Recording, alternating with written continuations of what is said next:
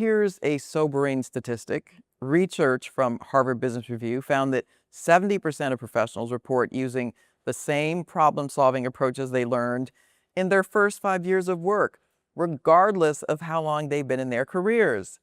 Meanwhile, the World Economic Forum predicts that 50% of all employees will need reskilling by 2025 as the double disruption of technology and pandemic aftershocks reshape every industry. I had this moment of clarity recently that was both uncomfortable and liberating. I was complaining to a friend about how much everything has changed in the past decade. Technology, workplace dynamics, even social interactions. I was going on about how things used to be simpler, more predictable, when she stopped me mid-sentence and said, "But why wouldn't things change in 10 years? The real question is, what and how have you changed?" Ouch, that hit differently than I expected. There's a saying that captures what I'm seeing everywhere. Some people don't have 20 years of experience. They have 1 year of experience repeated 20 times. While the world evolves at breakneck speed, most of us are living on repeat. Same routines, same preferences, same ways of thinking and responding. We call it consistency or being reliable.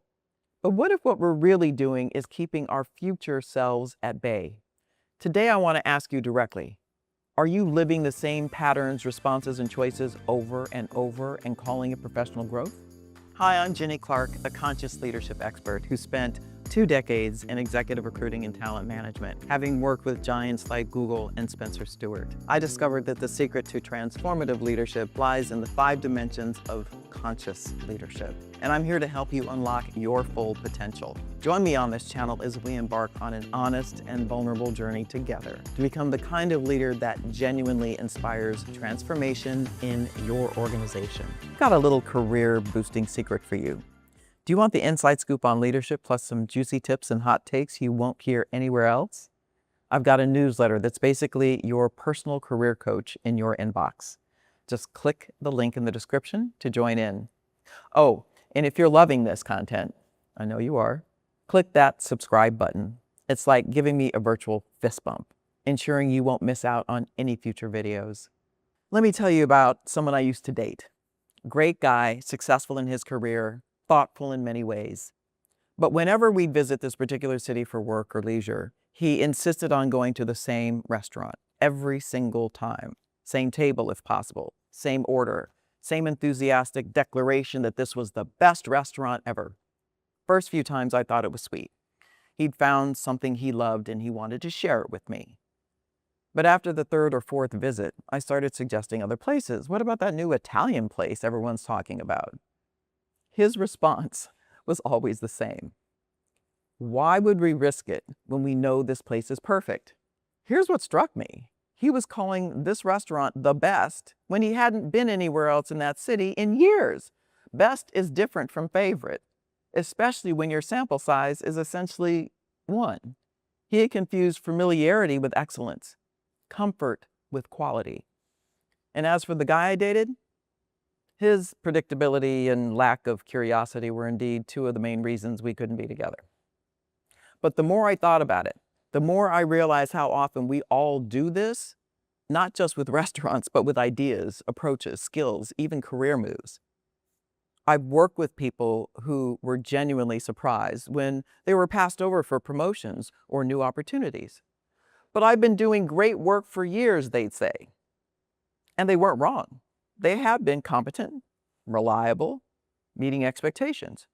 But they hadn't been growing, evolving, or preparing themselves for the future demands of their field. The manager who handles every conflict the same way they did 5 years ago. The executive who applies the same leadership approach to every situation because it's always worked before. The individual contributor who's been doing their job competently for years but hasn't actually grown or evolved in their role. They're all eating at the same restaurant, convinced it's the best, never realizing they'd stopped exploring years ago. Let's be honest about why we stay on repeat. When you think about trying new approaches at work, what stories come up for you? If it ain't broke, don't fix it. I perfected my system over the years. Why change now? People count on me to be consistent. I don't have time to learn new ways when the old way works just fine. This is just who I am. I'm not the type to constantly reinvent myself. Any of that sound familiar? Here's what these beliefs are really protecting you from: the discomfort of being a beginner again, the vulnerability of not being the expert, the risk of failure when you try something new. There's comfort in predictability. When you know exactly what to expect, there's less anxiety, less decision fatigue, less risk of disappointment. Your familiar patterns become a form of control in an uncertain world. There's efficiency in repetition. Your brain can operate on autopilot, which feels productive. You become really good at your patterns. People might even praise you for being consistent and reliable. There's identity reinforcement. Sometimes our patterns become part of how we see ourselves. I'm the person who always fill in the blank. These patterns become our professional brand, and changing them can feel like losing part of who we are. But here's the uncomfortable truth. The person you are today, with your current skills and approaches, is perfectly designed for the challenges you faced yesterday. What about tomorrow? Think about professionals who were incredibly successful using approaches that worked beautifully in 2015, but started failing in 2020. Technology evolved, communication styles changed, employees' expectations transformed, but they're still operating from the same playbook. The dangerous thing about being on repeat is that it can feel like stability and expertise, but there's a difference between being consistently excellent and being consistently the same. Time to diagnose where you might be stuck on repeat. Ask yourself, when was the last time you tried a completely different approach to a work challenge? Not because your usual way wasn't working, but just to see what might happen. Can you point to specific ways you've evolved professionally in the past 2 years?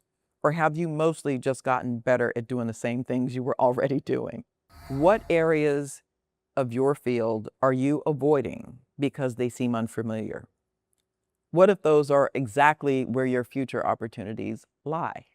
When people describe you professionally, do they use words suggesting growth or consistency? Both have value, but if it's only the latter, you might be on repeat. If you keep operating exactly as you are now, will you be ready for your industry in 2030?